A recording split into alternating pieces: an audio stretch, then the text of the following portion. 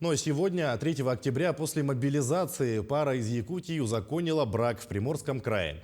По всей стране отмечается рост регистрируемых браков. Частичная мобилизация подтолкнула многих к важному решению, которое откладывалось по разным причинам. И вот сегодня расписалась семья Хлопковых. Супруга Туяра прилетела в Приморский край к своему жениху Саралу.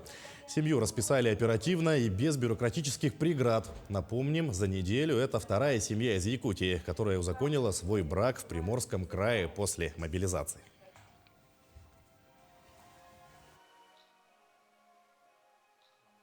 Мы в этом году планировали пожениться, но так получилось, что Сарела мобилизировали, и поэтому мы приняли решение ускорить этот процесс, и я срочным порядком приехала к нему. Зарегистрировали нас очень быстро, нужно было предоставить нужные документы, и все. Уверена, что мой муж скоро приедет домой с победой.